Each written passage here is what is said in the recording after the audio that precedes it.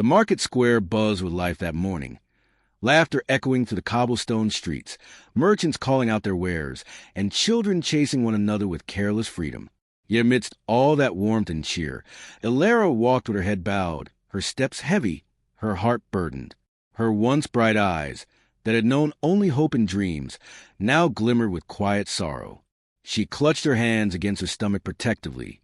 Her secret, her silent treasure, life stirring within her. Her stepmother, Lady Verona, walked beside her with stiff elegance, her voice cutting like a blade. "Do not drag your feet, girl.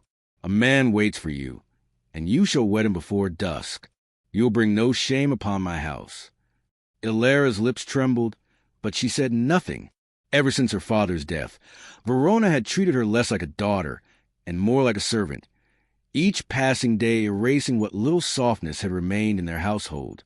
And now, with her pregnancy revealed, Verona had grown merciless. "A proper suitor will never take you," Verona had sneered days before. "You are soiled, unworthy. But this man, this one, he will have you, and you will be rid of my sight."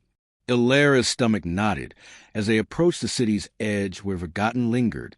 Her heart sank when she saw him. Tattered clothes, beard wild, eyes shadowed beneath the brim of a worn cap. He sat upon the steps of a crumbling chapel, feeding crumbs to a stray dog at his side. A homeless man. Her fate. Stand. Verona ordered the man curtly. "Today, fortune smiles upon you. You will take my stepdaughter as wife." The man's eyes flicked up, piercing and calm, and in that single glance Ilara's breath caught. They were not the eyes of a beggar. They held something deeper. Patience carved by storms, wisdom shaded with grief, and a silence that spoke volumes. He stood slowly, tall despite his raggedness, and for a moment the noisy square seemed to dim around him. Ilara lowered her gaze, tears burning her lashes. Her heart screamed at the cruelty of it all. To be bound to a man she had never known, one society had cast aside, all because she had no power to resist. Yet as the words of union were spoken, her trembling hand found his. His grip was steady, gentle, as though he understood the weight she carried, both in body and in soul. Whispers rose from the crowd, mockery, laughter, pity. Verona smiled, satisfied, and departed with no backward glance, leaving Ilara and the man she now called husband standing alone before the chapel steps. For a long moment, neither spoke. The stray dog nudged at his hand, and he fed it the last of his bread. Then, at last, he turned to her. His voice was low, rich, and strangely commanding. "You are safe now." The words startled her, not for their kindness, but for the certainty with which he spoke them. She studied him, searching for cruelty, but instead found a quiet strength in his gaze. He extended his arm toward her, not as a beggar reaching for mercy, but as a protector offering shelter. Unsure, Ilara took it. They walked away from the square, through winding alleys, past watchful eyes that whispered scandal. Each step felt surreal. She wanted to ask his name, wanted to know why he had accepted this union so easily, but fear and confusion held her tongue. Finally, beneath the shade of a great oak at the city's edge, he stopped. He faced her, removing his cap. His hair, dark and neatly kept beneath the guise of disarray, fell free. His eyes, clear, unflinching, met hers with startling openness. "My name," he said slowly, "is Adrian." Ilara whispered the name, as if testing the truth of it. "I will not ask about your past," he continued gently, "and I do not expect your trust today. But know this, you are not alone. Whatever you carry, it does not make you unworthy. It makes you strong." Her lips parted in shock, tears sliding freely now. No one had ever spoken to her like that, not since her father. But as the wind stirred the branches above them, carrying the scent of change, Ilara noticed something strange. A glint of gold at Adrian's wrist, a timepiece, intricate, far too fine for a man of rags. The stray dog pressed against him with unshaken loyalty, as if knowing a truth hidden from the world. Ilara's heart skipped. Who was this man truly? Why did his voice sound like it carried not only hardship, but command? And why, even amidst her sorrow, did she feel a faint flicker of safety standing beside him? Before she could gather courage to ask, Adrian turned toward the path ahead. "Come." There are things you must see, truths that cannot remain hidden forever. And with that, he began to walk, leaving Alara torn between fear and fragile hope, unaware that the man she had been forced to marry was not what he seemed at all, that beneath the disguise of poverty dwelled a billionaire with a story that would unravel everything she thought she knew about fate, love, and the meaning of trust. Alara followed, though her feet felt heavy with uncertainty. The city noise faded behind them as a dirt road stretched ahead, winding past scattered cottages and fields still damp with morning dew. She stole glances at him, trying to piece together the puzzle. His steps were purposeful, his back straight, unlike a man broken by the streets. And then that watch again, gleaming faintly each time his sleeve shifted. It gnawed at her curiosity, but she dared not ask. The silence between them grew thick, until it threatened to smother her. Finally, her voice, timid and wavering, broke through. "Why did you agree?" Adrian did not slow his pace. His answer came after a pause, steady as if weighed with care. "Because sometimes destiny comes disguised in ways we do not understand." And because he glanced at her then, his eyes piercing into hers with unsettling clarity. "I saw a soul standing in chains, and I knew I could break them." Her breath caught. Chains, yes, that was how she felt her entire life. Bound by her stepmother's cruelty, by society's judgment, by secrets she carried in silence. Yet how could the stranger see that so quickly? She pressed a hand against her stomach unconsciously, wondering if he already knew. They passed a crumbling stone wall covered in ivy, its shadow stretching long across the path. Adrian stopped suddenly, and Alara nearly stumbled into him. He looked toward the horizon where the spires of a grand estate barely pierced the morning mist. "There," he said quietly, almost to himself. Alara followed his gaze, her brows furrowed. The estate looked abandoned from this distance, its towers worn by weather, its gardens left untended.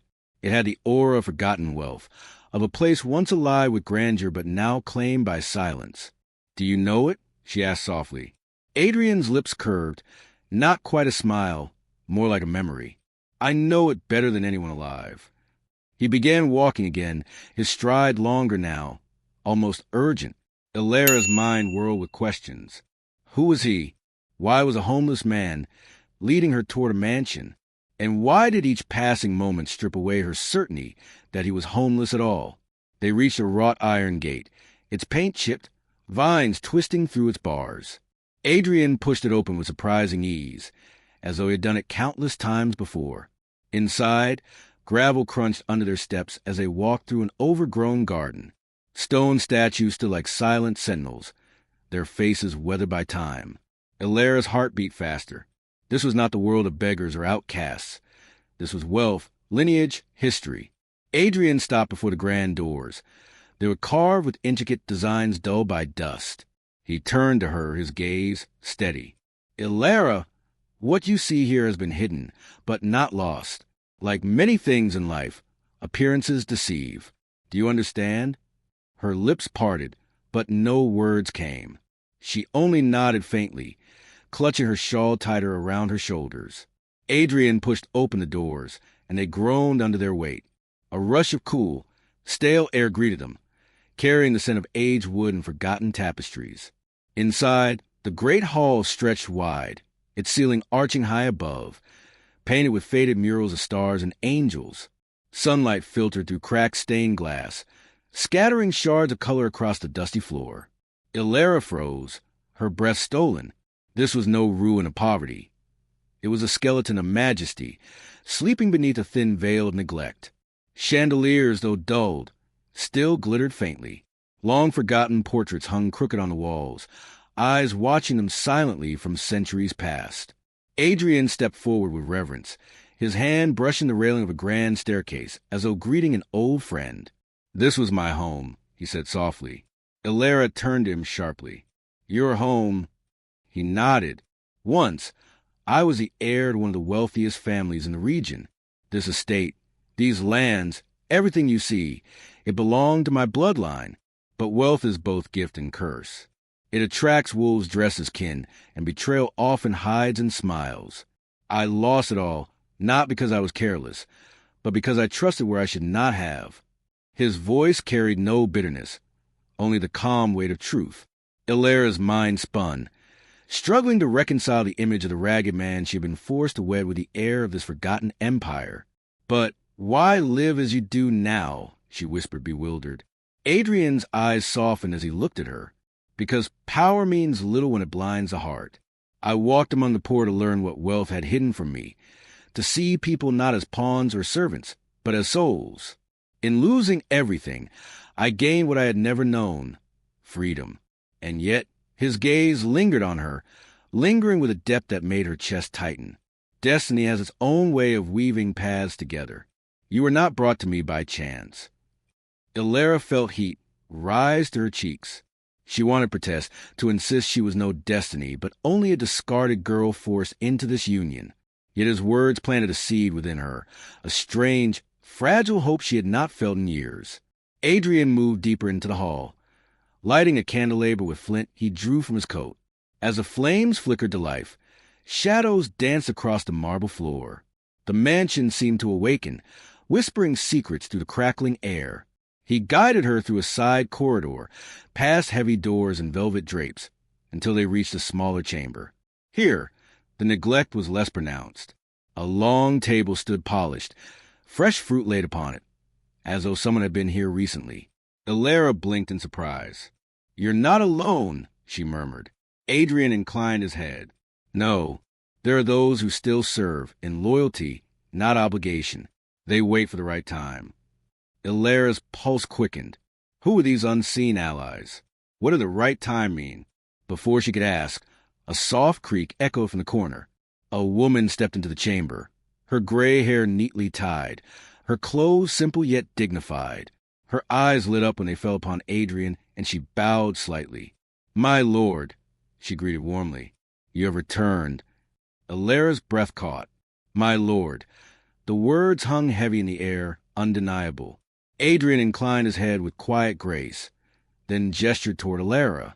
"This is my wife," he said, his tone carrying a certainty that made Illyra's knees tremble. The woman's gaze softened as it fell upon her. "Then welcome, mistress. You are safe here." Illyra's world tilted.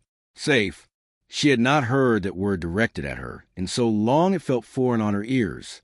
Yet something within her loosened, as though a chain had indeed been broken, just as Adrian had promised. Her stepmother's mocking voice, the laughter of the crowd, the sting of humiliation, all of it felt suddenly distant. Here, in this grand yet hidden place, a truth was unfolding that could change everything. Adrian guided her to a seat at the table. His hand lingered at her shoulder, grounding her as though to assure her she was not dreaming. "Eat," he said gently. "You and the child you carry must be strong. There are storms ahead, and we must face them together." Her eyes widened, heart pounding. He knew, he had known all along. Yet instead of judgment, there was only unwavering acceptance in his voice. Illyra's hand trembled as she reached for the fruit. The sweetness burst on her tongue, grounding her to reality. She looked at Adrian, this man who wore the mask of poverty, yet revealed the soul of something. Her eyes widened, heart pounding.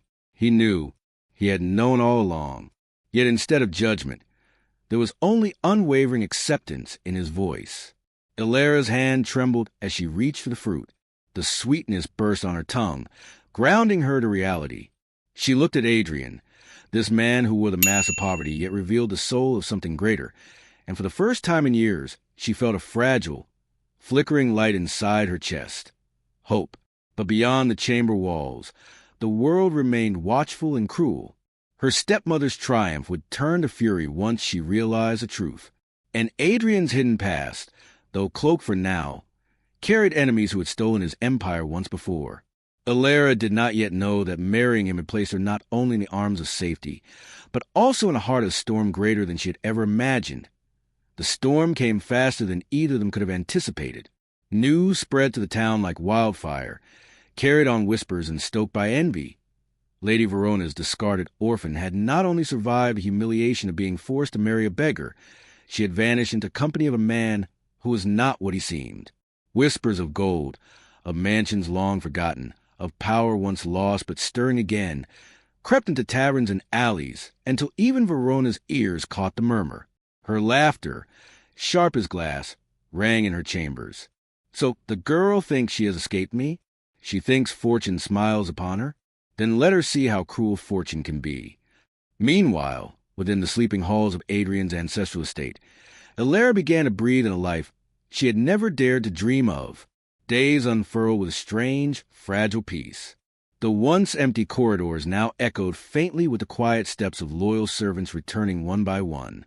Old friends of Adrian, guardians of secrets, men and women who had once sworn their allegiance to his family line, emerged from the shadows where they had hidden during his downfall.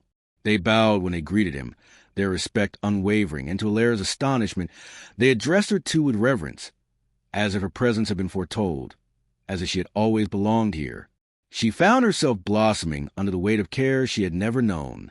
Fresh clothes were laid for her, meals rich with warmth and flavor replaced the scraps she once knew, and hands she had never seen before moved gently to ensure her comfort. Yet none of it dazzled her as much as Adrian's quiet constancy. He was always near, sometimes walking the grounds in thoughtful silence, sometimes speaking to her with a gentleness that stripped away her defenses. He asked nothing of her but honesty, yet gave everything of himself without hesitation. It was in those moments she discovered the truth of his wealth. It was not in gold or jewels, not in the sprawling estate or the treasures locked away in vaults.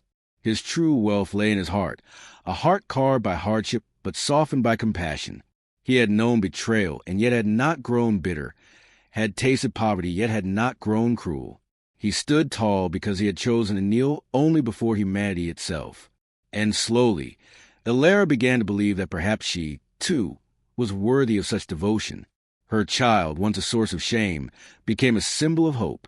Adrian spoke of the future with certainty, his hand resting gently against hers, his eyes alight with a promise that no storm could extinguish. But the storm did come. Verona, with venom in her veins, rallied men driven by greed. She spread word that Adrian was no true heir, that he was a fraud who had bewitched her stepdaughter to seize what was never his. Gold passed from her coffers into the hands of cutthroats, and under the cover of night, they came for the mansion. Ilara woke to the crackle of torches outside, the dark sky ablaze with firelight. Fear surged through her, sharp and paralyzing, but Adrian was already at her side. His calmness in the face of danger was unshakable. "Stay with me," he said, his voice like steel wrapped in velvet.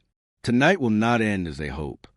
The great hall that had lain dormant for years now came alive with urgency. Loyal guards, hidden in plain sight as servants, armed themselves with blades long kept polished. The gates groaned as intruders pressed against them, shouts filling the night. Verona herself stood among them, her face twisted in triumph, her voice cutting through the chaos. "Ilara, come out, you foolish girl. Do you think a man in rags can give you a future? Do you think a bastard heir can protect you? He is nothing, nothing but the dirt I dragged him from." Ilara trembled, her hand instinctively on her stomach, but Adrian's grip steadied her.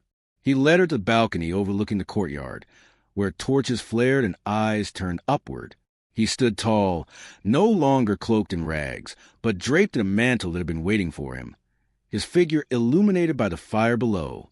"Nothing," he said, his voice carried with the strength of command that silenced the mob. "If nothing is a man who feeds the hungry, shelters the lost, and stands unbroken after betrayal, then yes, I am nothing. But I am also the rightful heir of these lands, the son of a bloodline that no lie can erase. And I will not allow greed to poison what has been reclaimed." Gasps rose from the crowd as recognition rippled among them. Faces that had once bowed to his father now lowered their heads instinctively. Even the hired blades faltered, their torches trembling as doubt gnawed at their resolve. Verona shrieked, desperation twisting her voice. "Lies! He wears a mask of nobility, but he is nothing but filth." It was then Ilara stepped forward, her voice clear though her body shook. "If he is filth, then I am honored to be bound to him, for no wealth in this world could rival the purity of his soul. You sought to break me, Verona, to throw me into despair, but you have only placed me in the hands of the one man who saw me not as shame, but as strength." Her words rang like a bell, slicing through the night. The men who had come for coin lowered their torches, unwilling to fight against a man who carried both truth and the loyalty of his people. Verona's fury burned hot, but her power slipped through her fingers like water. She was dragged back, not by blades, but by the weight of her own failure, her schemes unraveling before her eyes. The mob dispersed, the fires dimmed, and the estate stood unbroken. Adrian turned to Alara, his eyes shimmering with something she had not seen before, not just love, but pride. "You have more courage than you know," he whispered. "And tonight, you proved it to the world." Tears streaked her cheeks, but they were no longer born of fear. For the first time, she felt what it meant to be free. Not because her chains had been broken for her, but because she had found the strength to break them herself. The days that followed transformed the estate into a place of light once more. Gardens were restored, halls echoed with music, and doors opened to those in need. Alara walked among the people not as a mistress above them, but as one of them, her gentleness winning hearts in ways even Adrian's strength could not. Together, they became more than rulers in the state. They became symbols of renewal, of hope reborn from ashes.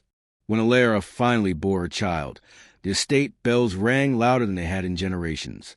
The people gathered, not for wealth or duty, but for joy, celebrating not only a birth, but the beginning of an era where love outweighed greed, where compassion conquered cruelty. Adrian held the child in his arms, his face soft with wonder, then placed a tiny bundle into Alara's embrace. "Our legacy," he whispered, "not of riches, not of titles, but of love that could not be broken." Alara looked down at the child, then up at Adrian, her heart swelling with a truth she had never imagined she would live to feel. The orphan who had once been cast aside, the woman shamed and silenced, now stood not only as a wife and mother, but as the beating heart of a home reborn. And as the sun set that evening, painting the sky with colors as radiant as the future before them, the world beyond the estate walls whispered still of wealth and power. But within those walls, where laughter echoed and love reigned, Adrian and Alara knew the greatest treasure they would ever possess had already been found. In each other,